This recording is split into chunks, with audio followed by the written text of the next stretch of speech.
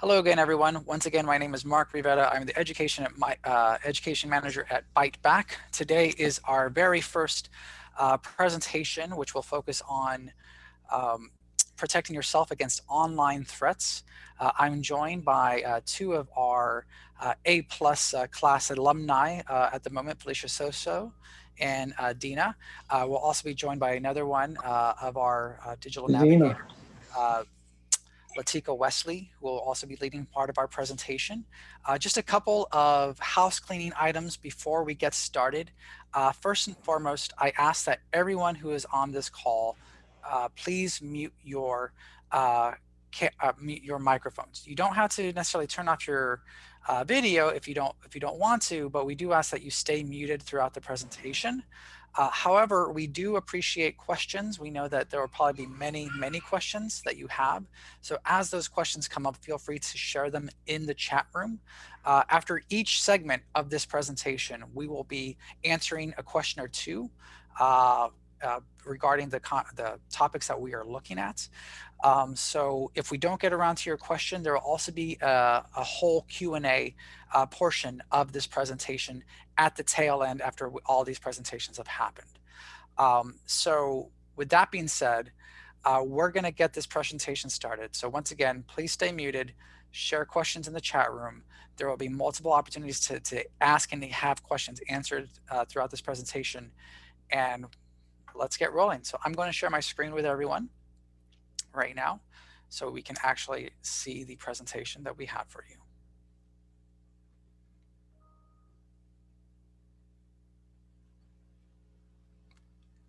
And let me change the view really quick. Normally I change it at the bottom, but the bottom screen isn't dropping like it normally does.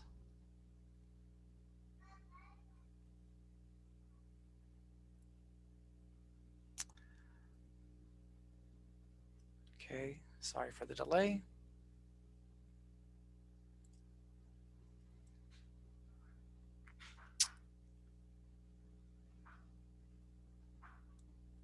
Okay, I'm going to actually have to ask I don't know why my view is not changing at this moment.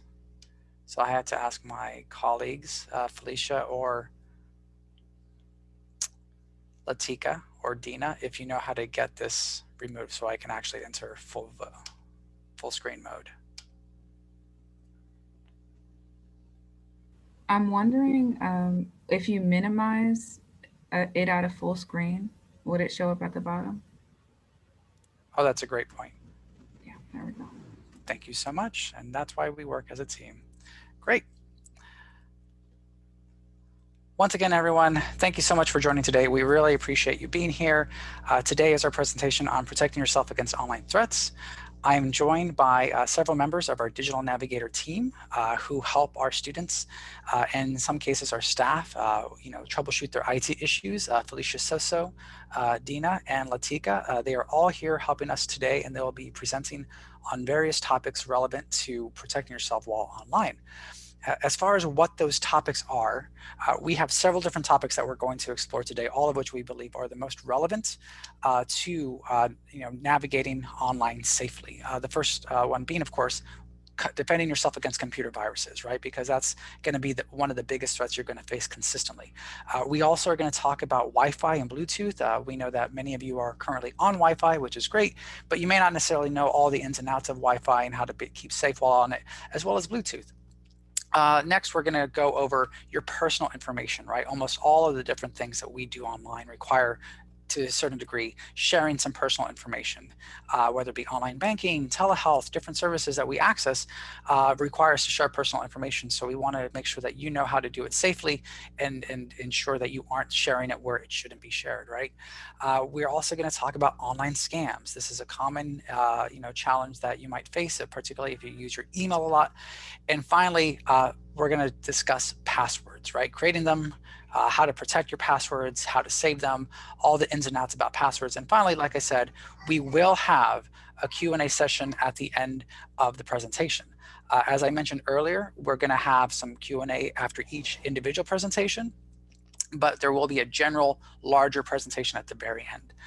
So with that being said, without further ado, I'm going to get started with our first part.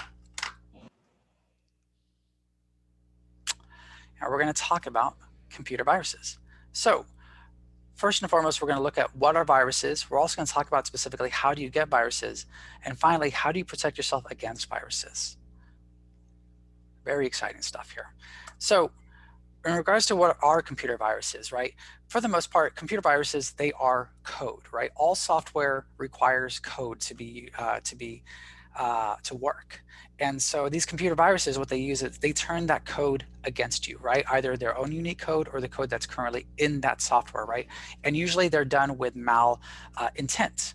There's a number of different things that different ways that computer viruses can hurt your computer, right? For one thing, there is tracking. That's a typical method of computer viruses. However, it's different from cookies. But basically, all websites you visit, they will track the kind of activity that you have.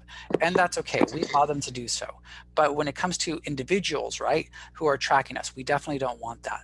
Another kind of virus that affect is it can take over your computer, so to speak, right? They can actually access files at will if the hackers choose to. There's also issues with sensitive data capture. So maybe the intent isn't to take over the computer, but just to see what your passwords are so they can access some sensitive files later on. There's also even files lockout. That actually happened in Baltimore recently, where the city itself was locked out of some important files and they were held for ransom.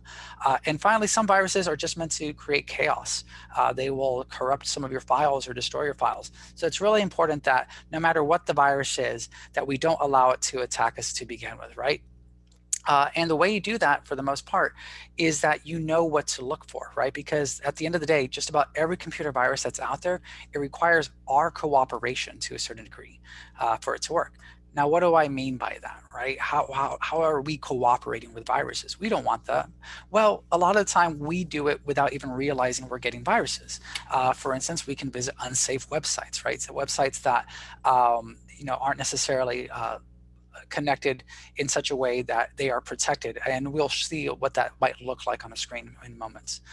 There's also emails, right? And we'll talk about exactly what email scams might look like. But the fact is that when you're going into emails, you can either open the email, which activates the virus, or in some cases, the email is a link that you click on in the email, right? That where you get the virus. So there's lots of different ways that you can get viruses that you need to be aware of and to be safe. So when I mentioned getting viruses, right, what that might look like. Well, fortunately, iPads, Apple, they're really good about spotting potential threats, right? That they don't want you to get viruses. They don't want people tracking you. They don't want anyone getting access to your files or things of that nature. And so they usually give warnings like you see up here in the screen, right? We have not secure, right? If you land on a page and it says not secure, you should not go to that page. You should get off the page as quickly as possible, because that means that it's not always the case that somebody might be there lurking trying to get your information, but there's a good chance that they are. And so if it's a not secure web page, you should go. Another thing that might pop up is this warning sign in the right hand of the screen that says the site ahead contains harmful programs, right? If you see that, you shouldn't proceed by going to that website. In many cases, you might be going to that website by accident. You might have mistyped the website that is a safe website, so you should try typing in the website again. Regardless, if you get either of these warnings, if you see either of these items, you should not go to that website, or you should leave the website that you're on immediately to help protect yourself against virus risks. Another thing that might happen is in your email, right? Gmail, Yahoo, whatever service, AOL, a lot of these email providers, they're pretty good at spotting emails that might contain viruses, right? They want to make sure that you're safe while you're also accessing the internet. And so they'll send a message that says something along the lines of this message seems dangerous, right? They don't necessarily tell you it is dangerous, but they're giving you a heads up that you should be on your, you should be aware, and you should be looking out for potential threats, right? Whether it be a link that you press on, a file to be downloaded, they're giving you a heads up. Now that's not to say that they are 100% accurate, right? The fact is that you might still get viruses if you aren't vigilant yourself, right? You're not always going to get a warning when you go to an unsafe website. You're not always going to get a warning when you get an unsafe email. And so there are certain steps that you can and should take to ensure that you prevent yourself from getting viruses. One of the things that might happen that will help out is that Apple's actually really good about protecting against viruses, right? The Mac operating system, the OS, right? They usually give you the option to quarantine, to move to trash, to make sure that you are protected against viruses, and that's definitely something you want to do. As soon as you get that option, send it to trash, just say goodbye, never visit that file again. But something else that Mac OS is really good about is that they're great about updating, right? And specifically, a lot of their updates have to do with security threats. They see the most recent security threat and they say, hey, please download our most recent update, right? Which you should do. Now, you can do that either manually when you check in with your Apple, and check in your iPad, there might be a message there in your settings that says ready to update, or you can do it automatically. You can just take the sweat work out of it and just make sure that every time there's an update, that Apple is going to update that operating system for you. So how do you do that exactly? Well, let's just walk through this process really quick. So when you go to update Apple, right, specifically, you're going to want to look for your settings icon, right, in your iPad, and that's a pretty general icon that everyone gets initially, even before you have other apps, right? When you click on that specific icon, you'll have multiple options in your settings, typically towards the top. One of them is the iTunes and App Store, and when you go into the iTunes and App Store, you will actually have the option to update, right? Automatic downloads of music, apps, books, audiobooks, updates. That's the one you want, right? Because, and also, if you don't mind using cellular data, you can also click on that, and then it won't only update when you're on a Wi-Fi network. You could also use your cellular data. Now that's up to you how much data that you want to use, if you have an unlimited plan versus a paid plan. But ultimately, the most important thing here is to make sure that you click on those automatic updates, because that's what's going to enable your security to keep being updated, at least on an Apple product. Now, one thing though is that Apple, as good as it is against protecting against viruses, they're not infallible, right? And so it's always a good idea to add another layer of protection. This is something that you can do right now, actually, and I just like to pause for a moment. If you're unsure whether or not you have automatic updates on your computer, I want everyone who is on your iPad right now, well, if you aren't at risk of dropping this presentation, to go into your settings app right now and to actually complete that process. Go to the settings app, visit the iTunes and App Store section, and click the on section for automatic downloads. Click the on button, right? Because it's really great to get that right now. If not, you can do it after our call, but I just wanted to make sure that you have that option available.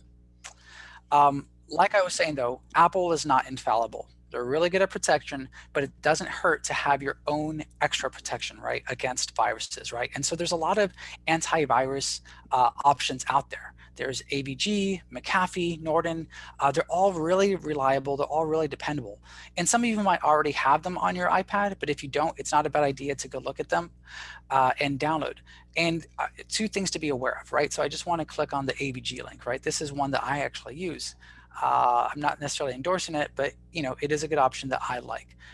Two things. One is that there's going to be a difference. There's PC antivirus protection, and there's Mac antivirus protection, which is what you would want for your iPad. So that's the first key difference, right? You want to make sure that you are getting the one specific to the product you're using. The second key difference, though, that I want to highlight, and I'm going to scroll down so you see, is that a lot of antivirus software, it has a free option and what they call their full option, right? A paid option. Personally, I've always used the free option. I always find the free option to be just as good. There's a couple of perks that a paid option usually gives you, and you can see what these are here. But at the end of the day, I find that having the free option works just fine for me. And that's really the most important thing, is just to have that double layer of protection when using your devices. So that's something you may want to do also right after we get off this presentation. Now, a couple key points I just want to make before we go on to the next presentation is that computer viruses, they are a piece of code, right? That's what they are at the end of the day. And they mess with your code in your computer, usually with a detrimental effect. Even so, they can't really do that without your cooperation. It takes you clicking on something, opening an email, downloading a file, visiting a bad website for that to happen, right? So to a certain degree, the onus of protecting yourself is on you and to stay aware of what's out there. And we'll go over that, what to look for in a little bit. The other thing is that viruses can invade your computer in multiple ways.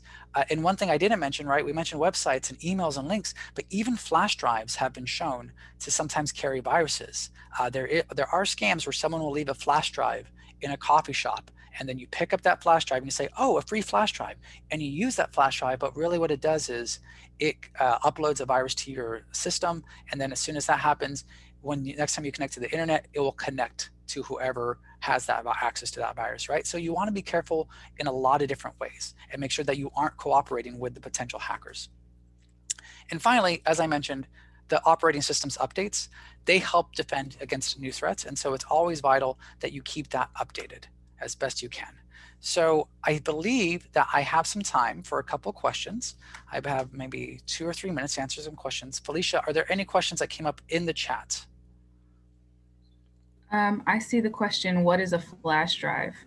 Oh, perfect. So flash drives are USB drives, right? They are usually little sticks, right? And I wish I had one available with me. They're little sticks that you can connect into most computers, right? They use the USB ports, and what they have is data. A lot of people will use flash drives specifically to transport files, whether it be documents or pictures, because it's another way of transporting data from one computer to another computer. It looks like we have another question from William. William, can you ask your question in the chat? Oh, free protection. So free protection when it comes to added protection, that is, like I said, you already have some degree of antivirus protection, but other free protection, you can go to avg.com, you can go to mcafee.com, you can go to, if you even just Google, and I can do that, you know, we can do that later. If you even just Google free antivirus protection, you will find a load of options that are free and available to you. Any other questions? I think I have time for one more question here. Okay, I'm sorry I was late coming on, but I didn't know what the question was. It's okay, Sandra. We're just in the middle of the presentation, and so if you have a question, feel free to type it into the chat room. Also, this is being recorded, and you will have access to that recording, so you can catch up on what you missed at a later time. Okay. Yes, I have a question. I have a gentleman who likes to come in. He says he will come in and clean up my computer, but I'm usually hit with a pretty big bill. What is he doing when he says he cleans up my computer? And is this something that I need? And because it doesn't fit into my budget, but there's always a cost. Thank you for that question, Evan. Yes, I honestly can't say what he's doing to your computer. He may be doing some things that are really good. He may be doing things that aren't really important at the end of the day. I personally wouldn't recommend that you let anyone into your computer unless you know what they are doing. Just that it's a simple rule of thumb that unless you absolutely 100% trust somebody to help you out, don't let somebody else into your computer. Honestly, most of the protection that you need is already on your iPad, and any extra protection you need, you can go to, like I said, you can simply do a Google search of different products that are free out there for you to use, and that's what I highly recommend. Evan, I'm going to, I muted you, unfortunately. We do have to move on to the next section of our presentation. If you have any follow-up questions, Evan or anyone else, please add those questions to the chat room. And I promise we'll do our best to get to them. If not after the next presentation slides, then by the end of this conversation. So just please be patient and thank you. So the next piece before I hand off to my colleagues that I want to talk about is Wi-Fi and Bluetooth, right? Because we really can't be connected to the internet without Wi-Fi and Bluetooth access. So those are the two things we're really going to focus on for the next couple of minutes, right? What is it? How do I use it? And how do I protect myself while I'm using it, right? So for those of you who know the term Wi-Fi but aren't necessarily clear on exactly what that means for you, right? Wi-Fi is what allows you to connect to the internet for the most part, right? It allows your computers, your mobile devices, just about everything that you want connected to the internet is what uses Wi-Fi, right? However, Wi-Fi is a two-step process, right? It requires both a modem and a router. Some of you who have in-home service internet access, right? It's because you have a modem and a router. The modem is what connects you to the internet, right? Then the router is what sends those signals, those Wi-Fi signals, so you can connect your device, like your phone, like your iPad, any of these things. And so, you know, when people talk about, oh, you need both, you absolutely do need both to make sure that your Wi-Fi is working. Now, one thing though that's really important is the strength of a Wi-Fi signal. It can depend on a lot of different things, because if you're on Wi-Fi, lots of things can influence what is preventing you from connecting to the internet. So for one thing, network speed, bandwidth, right? Different providers, whether it be Comcast or AT&T or whatever provider you have, they all require you to sign up for a specific Wi-Fi speed. They say, oh, you have a Wi-Fi speed of 100 megabytes per second, or 200 megabytes per second, or 500, or whatever it is, or 4G or 5G. That means that you are able to get more data, more information from the internet at a faster speed. However, the amount of data you're able to get depends on the strength of your devices. Some devices can't go at a very fast speed. So if you have this crazy fast internet speed, but you have a modem and or router that can't go that fast, it doesn't make that much of a difference, right? It all has to sync together and work together, right? Router capability, like I just said, if it's not there, if it's not really a very high router, can't support that bandwidth, it's not going to. And also distance from a Wi-Fi source. Now, Wi-Fi signals can be very strong, but in some cases, the further away you are, the weaker the signal, right? So you may not be getting as good a connection as you might think you are, depending on how far away you are from your router, from that original Wi-Fi signal. A couple other things that you should know about Wi-Fi is that there are different types of Wi-Fi, right? You have your private Wi-Fi connections, which are basically your in-home connections, right? And ideally, you have passwords for those in-home connections, and we'll talk about why in a second. But you also have your public Wi-Fi connections. Sometimes they use passwords, and sometimes they just allow you to hop on for free, right? So some examples, you're at a coffee shop like Starbucks, you're at the DC Public Library, those have public Wi-Fi connections, which means you can jump on those Wi-Fi connections, I can jump on, anyone can jump onto these Wi-Fi connections, right? And that's great. It's great to be able somewhere and have to connect to Wi-Fi and not have to burn any of our data plan, but it also comes with risks that we'll talk about in a second. Now, how do you connect to Wi-Fi? Well, I think most of you know how to do that already because you're here with us today, which is great. But just in case, let's say you're not connected through your Wi-Fi, or somebody helped you connect to your Wi-Fi, the easiest way to do this is to tap on the settings icon specifically. And then you tap general and then tap network, right? So you're gonna go to settings, general, network, right? And once you connect to the network, once you tap on the network, right, there's gonna be the Wi-Fi option, and you're going to want to, there's going to be a slew of different options for you to use, right? So it might say, here's one network, here's another network, here's another network. These multiple names of networks might pop up. You want to choose your network, or if you're in a public space, let's say you're at a Starbucks, they'll usually say Starbucks Wi-Fi. Or let's say you're at a library, let's say you're at Martin Luther King Jr. Library, it will say MLK Library Wi-Fi, right? And you can click on that and it'll ask you to connect. So a couple other things though, I just want you to know about Wi-Fi. Finding the Wi-Fi symbol in the upper left-hand corner, that will tell you how strong your Wi-Fi is. If you have 3 bars, that means it's full strength. 2 bars, not full strength, but it's not bad. 1 bar, that means that you might be too far away from a signal, or that something else is going on, that you just can't connect, right? And remember, Wi-Fi strength also determines how fast things will load up. Another thing that you want to know about is that the Wi-Fi symbol, you can use that to see available internet connections too. In some cases, you can just click on the Wi-Fi signal, and that will let you see exactly where those available connections are. Now, the great thing, and I'm being sarcastic about Wi-Fi, is that sometimes it stops working.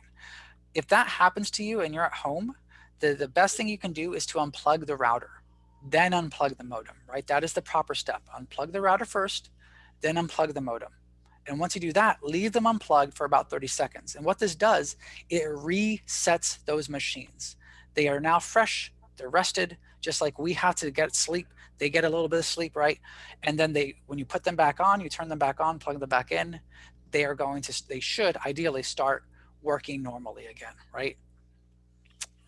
Now in public, one thing that you can try is if you are having trouble with Wi-Fi, is that you can click on the Wi-Fi symbol and select the current connection, and you can disconnect from it too. So whatever network you're on, if you're on the Starbucks network, if you're on the MLK library network, you can disconnect and then reconnect, and that should hopefully reset your strength of connection to the Wi-Fi. A couple other things, just some security tips when it comes to Wi-Fi. Make sure your modem has a password. All modems that you purchase come with the ability to create a unique password. It's vital that you do so to have a password, to make sure that your neighbors don't necessarily try to get on your own network, or to make sure that strangers who are passing by don't try to get onto your own network. It's always helpful to not allow your device to be discovered by other devices. Now, what do I mean by that? Let's say I'm at Starbucks and I have my cell phone at Starbucks and I tap into the public Wi-Fi network. Usually it will ask me, do I want my device to be discoverable? No, you don't want your device to be discoverable. And the reason you don't want it to be discoverable is because other people, if they see your device, some people, particularly very talented hackers, can use that information, can use that connection to go into your device, right? And also, you usually get a question if you go somewhere that says, hey, do you want to remember this Wi-Fi connection? I don't recommend people remember Wi-Fi connections on their devices, just because it might save you a couple of seconds, but it also means that your device is known by that network and vice versa. And finally, you can use public Wi-Fi connections, but when you're on those Wi-Fi connections, don't use sensitive data, or don't access something that requires you to enter sensitive data, right? So specifically, don't do online banking on a public Wi-Fi network. Don't, because you're going to be looking at a lot of sensitive data, or don't do telehealth items on a public Wi-Fi network. Those kinds of things you want to make sure that you're doing on your own personal network at the end of the day. As far as Bluetooth is concerned, I don't necessarily use Bluetooth as much as I use Wi-Fi, but I do have some headphones that use Bluetooth. So Bluetooth is basically, it's a wireless technology, right, that allows me to send information from one device to another, right? So for instance, sometimes I have these little nifty earphones and I want to connect them to my cell phone. Well, I can do that using Bluetooth. And so I put them in and suddenly I can hear the music from my cell phone using Bluetooth. It doesn't use Wi-Fi, it uses Bluetooth, right? And Bluetooth, it reaches about up to 30 feet. It's fairly defendable, not as good as Wi-Fi when it comes to distance that you can be away from it, but it still has a pretty good range, right? So these devices that you connect with Bluetooth, they have a bit of a range there. Usually it's very dependable. Unlike Wi-Fi, it uses a different strategy for how it connects to the devices, which is a very, very safe method. It's called frequency hopping, which I unfortunately just don't have the time to explain today how that works. As far as what Bluetooth is and how it works, let me see, actually, or what else you should know about Bluetooth, right? It's required to do certain tasks. So, if on your iPad, if you take a picture with your iPad, you can share pictures, not just by texting, right? Or by email. You can actually share pictures using Bluetooth between iPads and Mac computers, between iPads and your smartphone, specifically you have an iPhone. So it's great for that, right? But to do so, you either have to create an invitation for somebody to accept, or somebody sends you an invitation to accept when you're using Bluetooth. As far as turning on the Bluetooth itself, it's similar to turning on Wi-Fi. All roads lead back to open settings. Open your settings, click on the settings icon, and then you would scroll down to your Bluetooth option, and you would turn on the Bluetooth once you touch that. Pretty straightforward process, just like the other ones, right? Now, like I said, Bluetooth tends to be more secure than Wi-Fi. However, like viruses, you want to be careful, because in many cases you have to, if you're trying to pair a device or if you're trying to send someone pictures, don't accept invitations for pictures or information from people you don't know. Similarly, don't send your information to somebody you don't know just by accident, right? It's always good to just keep your Bluetooth on, or excuse me, keep it off, keep your Bluetooth off if you're not using it. Now, I am short on time, unfortunately, so I'm going to actually skip over this exercise, but I at least want you to look at the screen right now and try this if you haven't already tried it. Not to schedule automatic downloads, I'm sorry about that. It's basically the Bluetooth, turning on the Bluetooth that I reviewed over here. Opening settings, go into your Bluetooth and making sure that you can see, check if your Bluetooth is on or off, and just to turn it on or off to try that out. Finally, some key points just to revisit. Wi-Fi at home, 99% of the time it's going to be safer than public Wi-Fi, right? And if you're on a public network, don't access sensitive data or websites. Security risks for Wi-Fi, they can be mitigated by downloading those updates that we talked about earlier. And finally, Bluetooth requires permission to share, right? So if you want to share with somebody, you can, just be careful when you do it. Same thing with if somebody shares with you or tries to share with you, they send you an invitation to share. Unless you know that person, don't accept it. You never know what you might be getting from them. And so, like I said earlier, Bluetooth doesn't necessarily need to be turned on, right? And let me just be clear. To connect to the internet, you need Wi-Fi. You don't need Bluetooth. Bluetooth is to connect devices. Wi-Fi is to connect to the internet, right? To your iPad. So if you want, you don't necessarily need the Bluetooth to be connected to the internet. So might as well just turn it off until you have a purpose to use it. So I think we have a couple more questions before we move on to the next presentation. And Felicia, can you share some of those right now? I see one question, and it says, can we update using cellular data and not Wi-Fi? Yes, absolutely you can.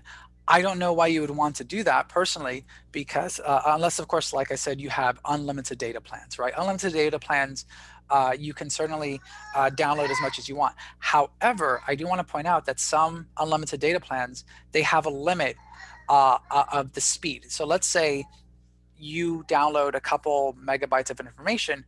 Once you pass a certain threshold, AT&T, Comcast, T-Mobile, whoever your provider is, might then say, we're going to slow down your download speed from this speed to this speed, right? Because you have downloaded so many different things. So it's something to be aware of.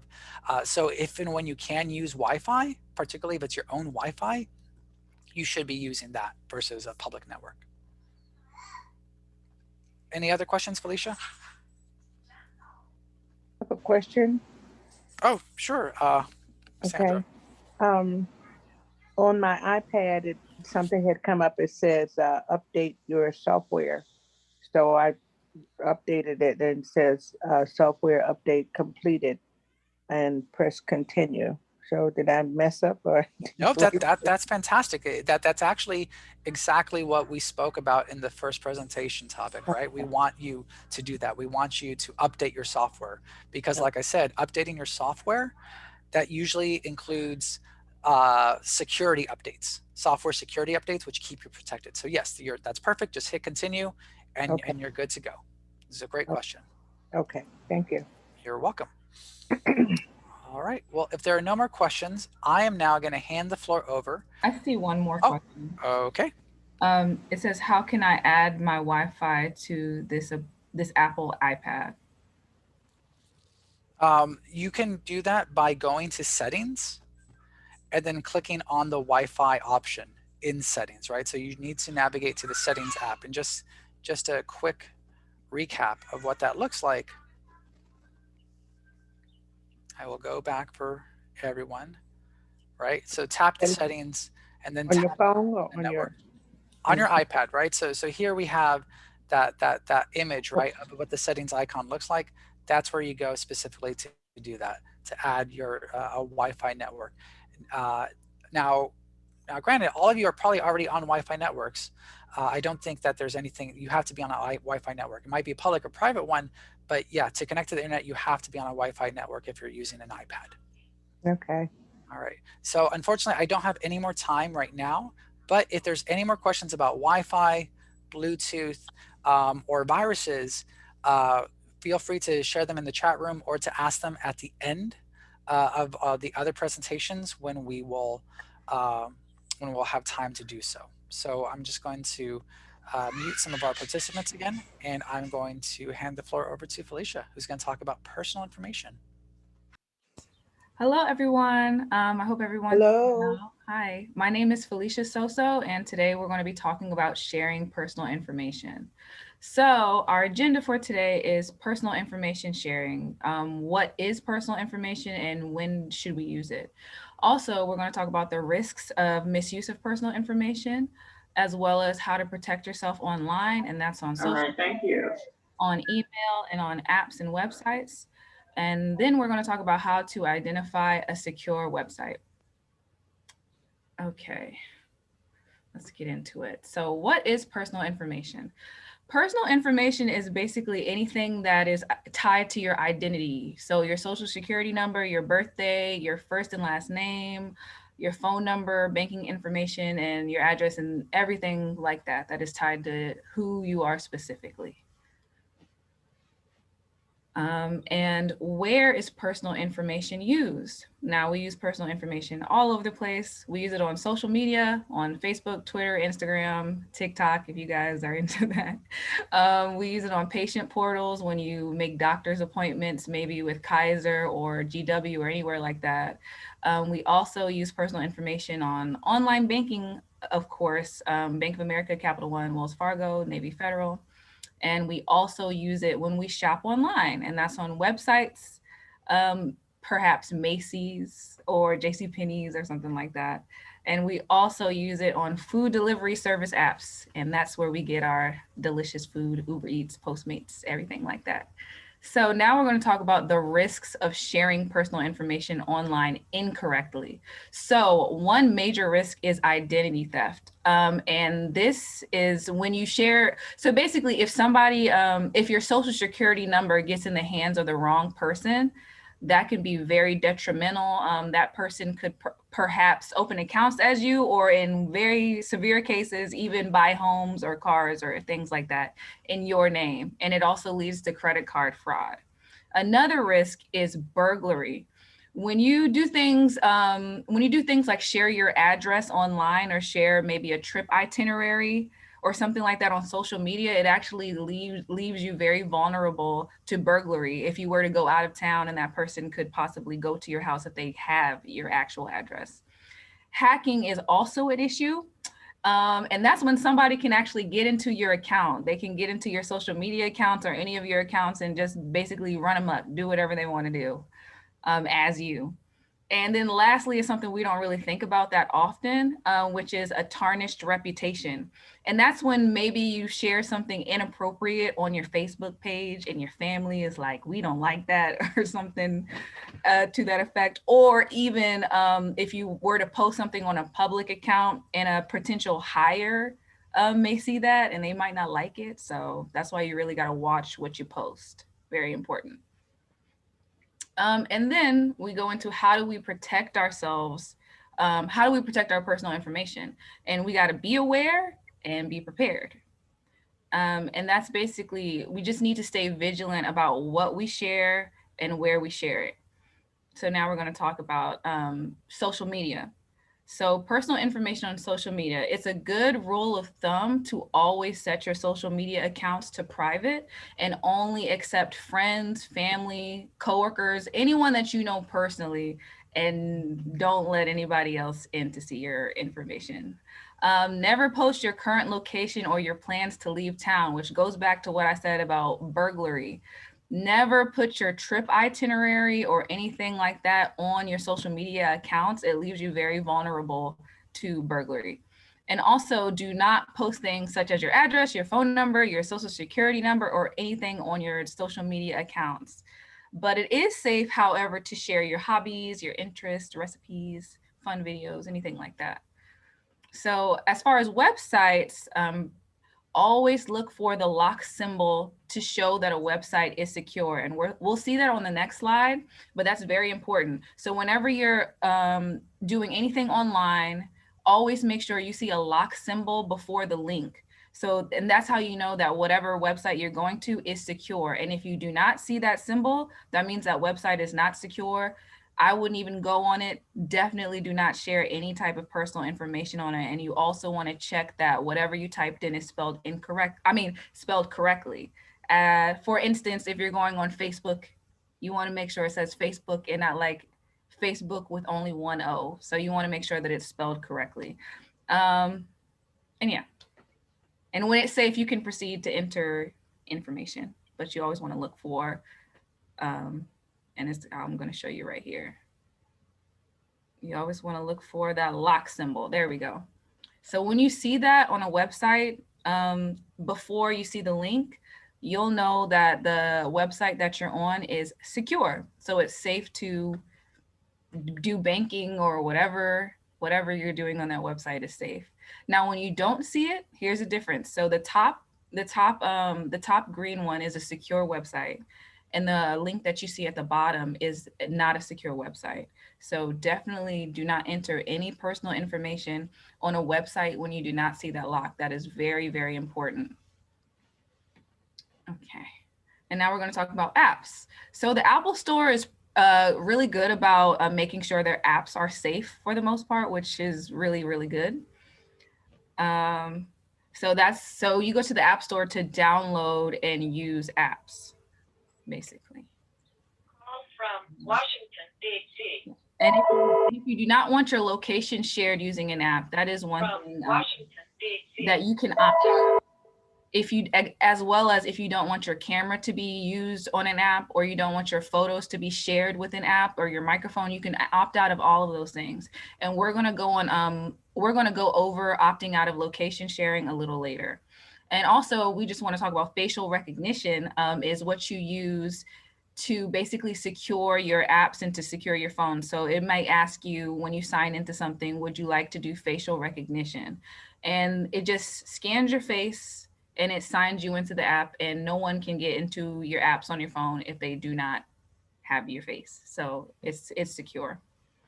And we're going to talk about emails. So with personal information and emails, which Dina is going to talk about later, you have to be very careful that about emails you do not recognize.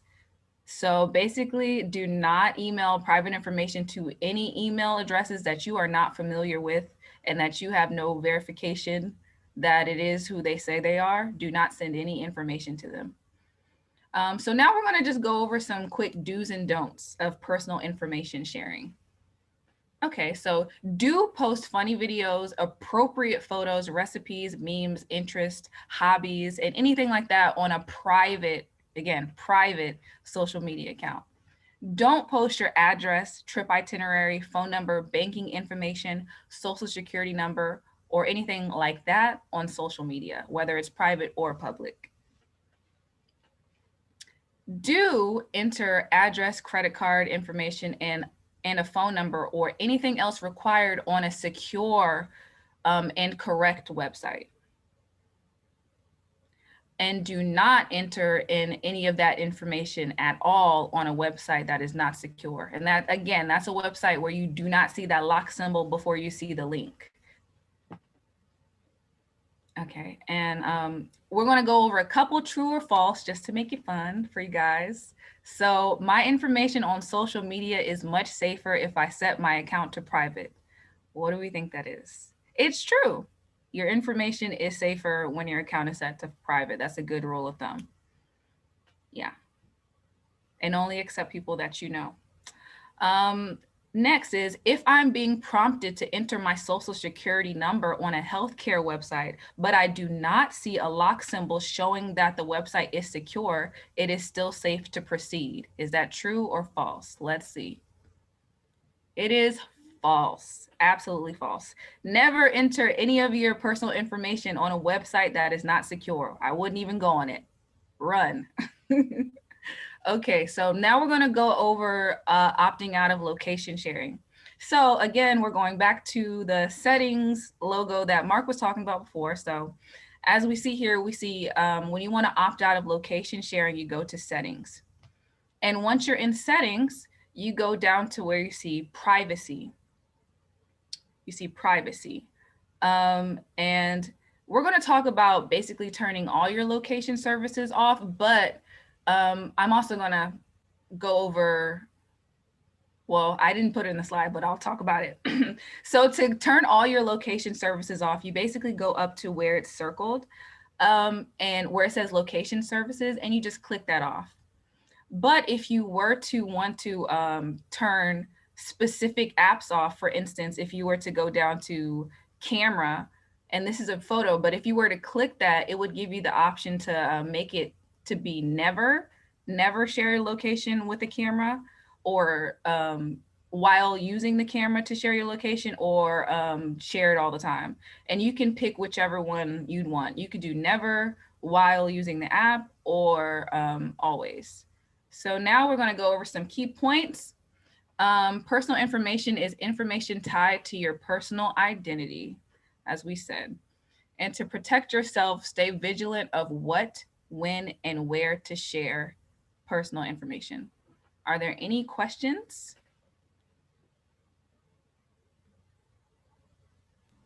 Alicia, I'm checking the chat room to see if there's any questions for you. Okay. It appears that the most recent question, a couple of them,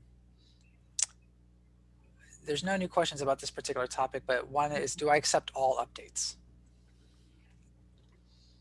I think that was an older question.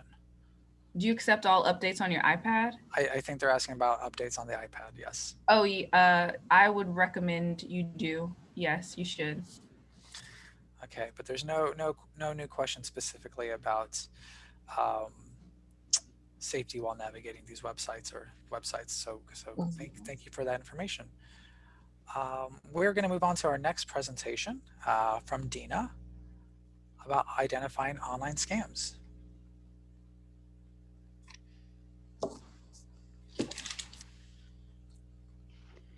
Good afternoon, everyone. My name is Dina, and I'm here today to talk about how to identify online scams. Today, we are going to see what is an email scam, how to recognize email scams, and how to protect against email scams. So, what is an email scam?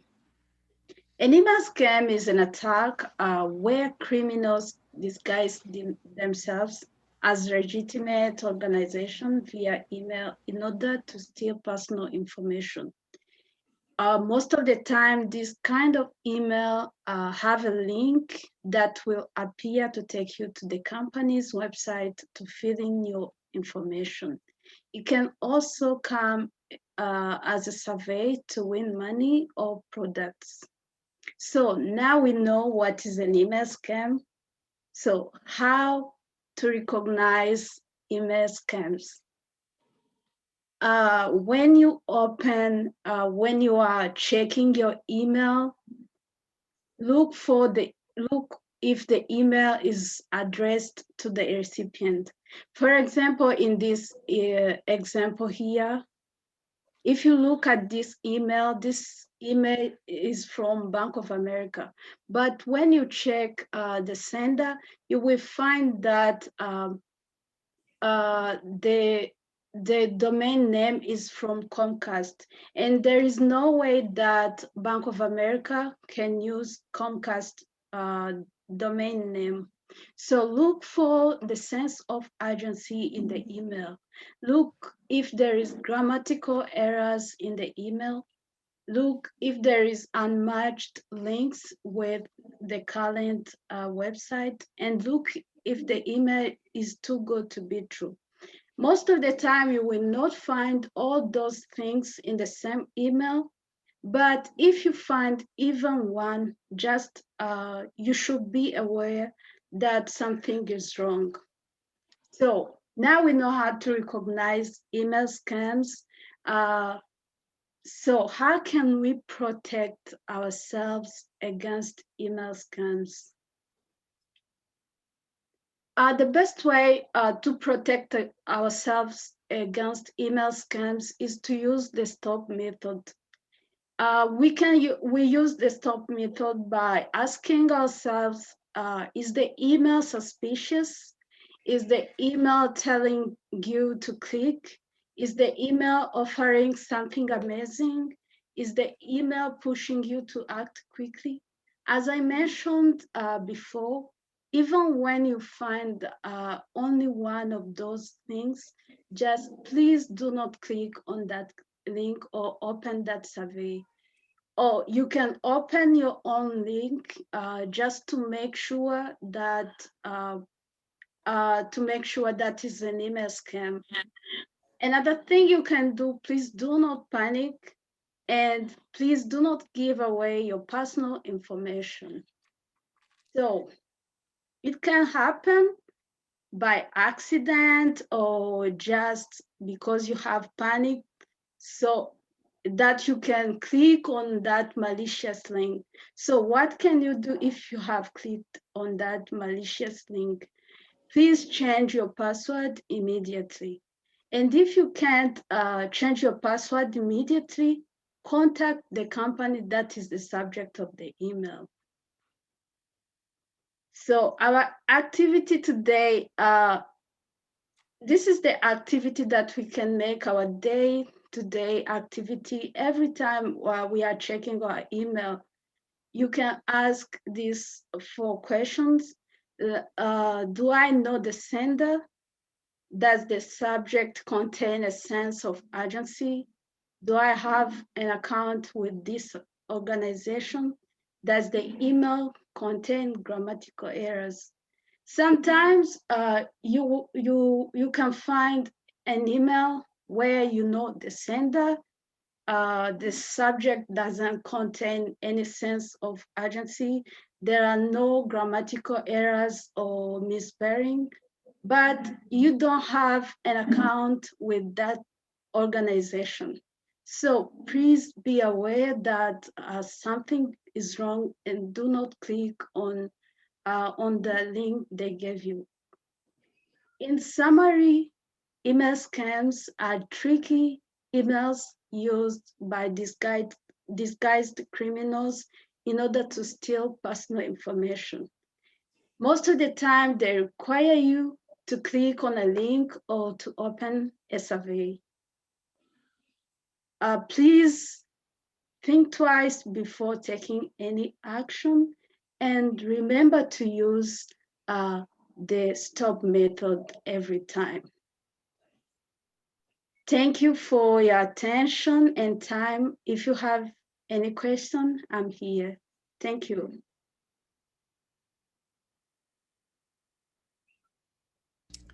Thank you, Dina. Are there any questions for Dina that you'd like to share in the chat room?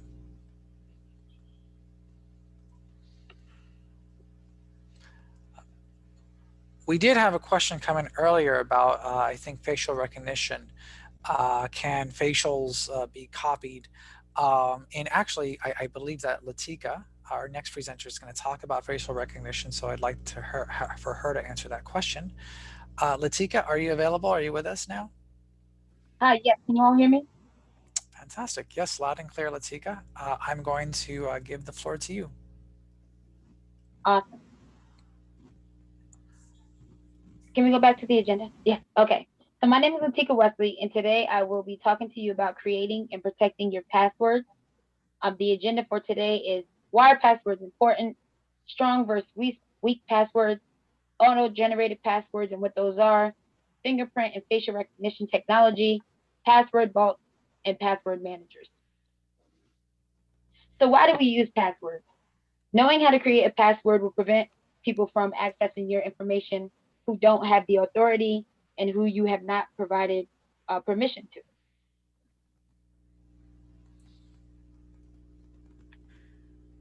Strong passwords. So strong passwords, what we recommend, or what is the industry standard for a strong password, 8 characters or more long, including letters, different capitalization, lowercase, uppercase, numbers, and symbols. It is also recommended that you change your password every 6 months, because if someone tries to guess your password, they won't be able to access your account for long. Weak passwords. So we say do not use any dictionary words in your password. Those could be easy to guess.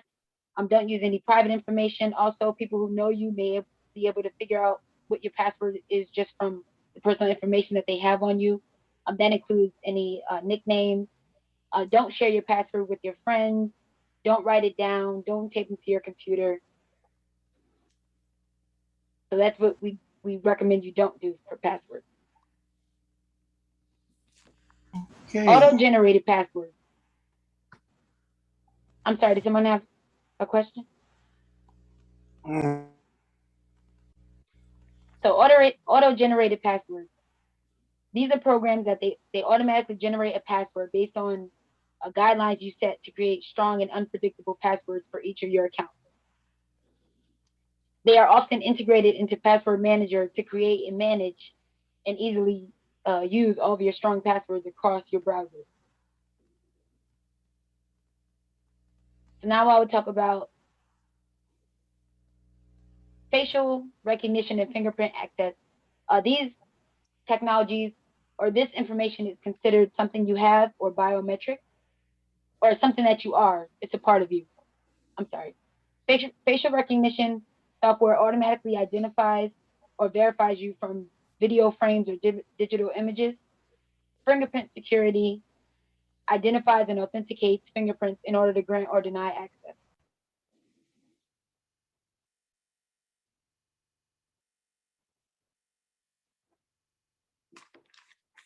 So your auto-generated passwords, like discussed previously, they'll often be managed using a password vault or a password manager. They store your usernames and your passwords for multiple applications in an encrypted format. For example, if you're using Google Chrome browser, they'll ask if you want them to store your password, or Safari on your iPad. The browser will ask if you want them to store your password, and that's essentially what a password vault or manager is. And businesses may buy a password tool, so you'll see maybe different company websites, they'll have a tool and ask for you to, if you want them to share your password as well, store your password.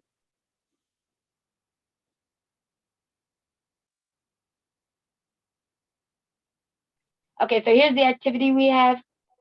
You can type in howsecureismypassword.net on your iPad, or every time you want to create a password to check how secure it is, you can go to this website, type in your password, and it'll give you a score of how secure your password is and let you know how easy or how much time it will take to. Yeah, so here we go.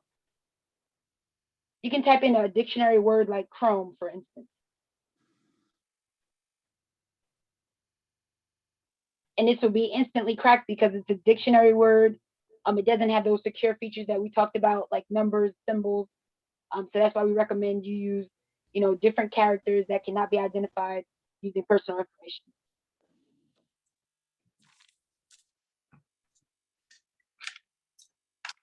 So the key points, always remember, 8 or more characters include numbers, letters, and symbols.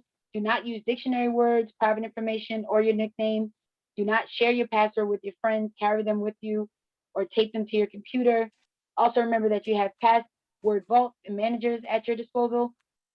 You can use those, but also be aware that it's one organization having access to all your passwords. So if there's a vulnerability in their system, all of your information can be captured. So that's one thing to keep in mind. And I'm here if you have any questions. Thank you.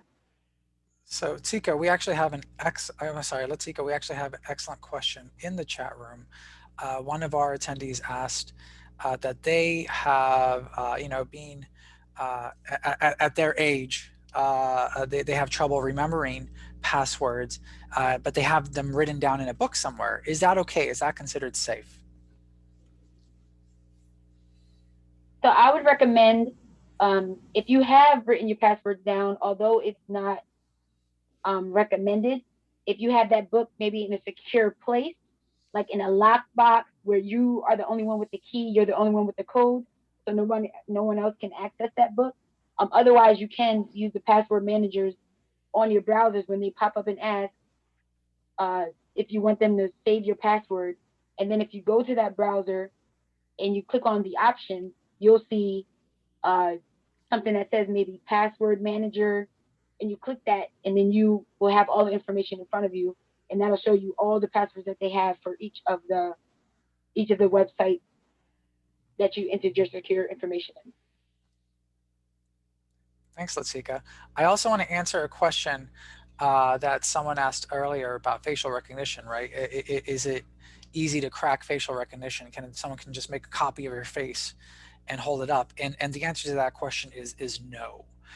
Facial recognition, right? It does use 3D imaging specifically to identify your face. And so if it's a flat 2D image, it's not going to recognize your face. It's going to say that this is not the person, and so the person won't be able to access your iPad or smartphone or wherever is using the facial recognition.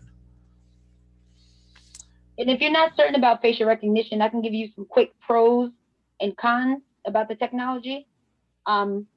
It's usually safer and often works hands-free. So all you have to do is put your face up to your device and it'll automatically unlock. You might have to swipe something, but you won't have to remember, difficult passwords. Law enforcement can actually use this technology to identify and uncover criminals or find missing children or seniors. And it's really hard to fool facial recognition technology. So it can also help prevent fraud. Some of the cons of it is that some people feel that it's a threat to their individual privacy. It's not as effective in some cases in identifying people of color as it is for non-people of color. And also it doesn't work in some the bright shining areas. It might not work as effectively. Great. Thank you for sharing those details, Latika. It looks like we might have another question. Amazon has a new program where palm scans are available, right? And it's connected to your bank account. How safe is this option? I'm going to take that question. I believe that palm scans are actually even safer than biometric finger scans. Now, granted, I haven't done the research on this, but based on what I know, the finger scans, right? Fingerprints are unique to every person. I imagine palms would include even more uniqueness because it's all of your digits and all of the lines on your hand, in which case I imagine that it's very safe. That's the route that you want to take if you feel more comfortable using that, right? And an advantage, to go back to the topic of the attendee who mentioned that they keep all their passwords in a book, it's not a bad strategy. But if you are using biometrics, if you're using facial recognition, your finger, your hand, that means you don't have to remember anything. Your password is you. And so therefore you are your only password, right? Your face or your fingerprint or your palm would be your only password. Versus me, I don't use biometrics nearly as often as I can or should. And so I have over 2 or 3 dozen passwords that I still remember somehow, but that's not going to always be the case for me, right? And so like Latika said, if you're the kind of person who wants to continue using passwords, there are options like auto-generated passwords, or there are other options like password vaults that you can use and save your passwords. So you only have to remember one password to get into that password vault to access all of your passwords. We do have 2:09. We have 6 minutes left. It's 2:09 right now. We are scheduled to go until 2:15. If there are any other questions about any of the presentations from today, please feel free to speak up right now. I know that I've muted a couple of our attendees just so we could, talk and share. But if you want to unmute yourself, now is the time to do it. Or if you want to share another question in the chat room, please feel free to do so, and we're happy to address them right now. I'd like to know, Yvonne, I'd like to know how I can put a font in color. I know how to do that on my desktop computer. How do I do that on my, if I wanted to use, color with respect to a font with some fonts or a letter?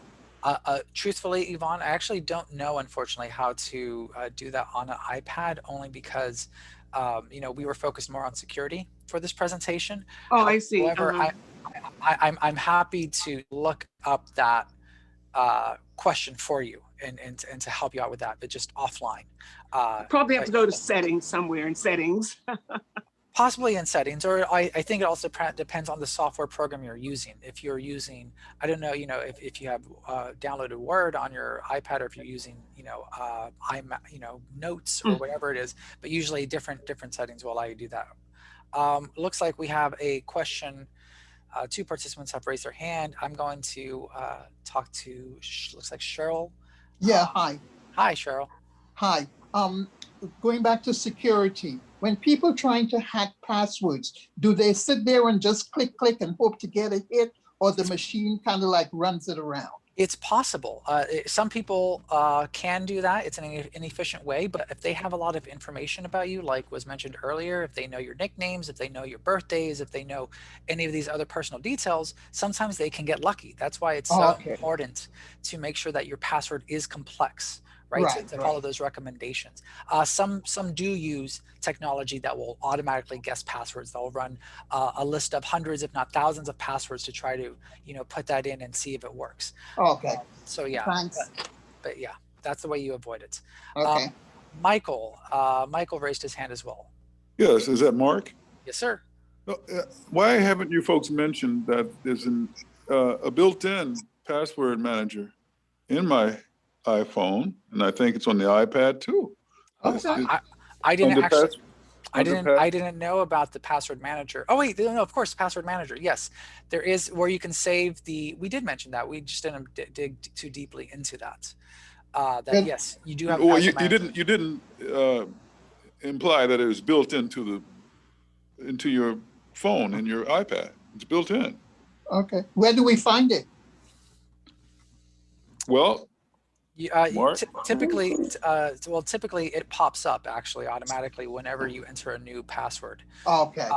If you're visiting a website for the first time, it usually will automatically pop up. Otherwise, you can go to the settings option again, the wonderful settings option, and you can go to security.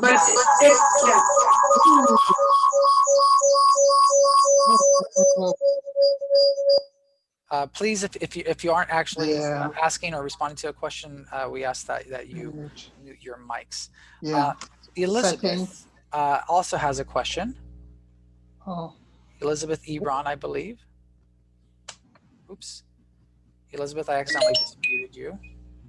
My question is, can you hear me now? Yes, ma'am. My question is just like you're looking for a package and then you get an email telling you that they miss you and they got a link on there. You know you're looking for that package. Do you click on that email with that link, or what do you do? You can. I think this goes back to the advice that was given, which is check the sender, right? Check what it actually says in the sender. If it comes from, let's say the sender is Amazon, right? It's most likely going to say Amazon.com. Or Amazon at whatever it is, right? But if it's from somebody who's trying to imitate Amazon, it can say, so and so at Comcast, or so and so at Gmail, right? They're not going to be using, Amazon's not going to be using any of those services.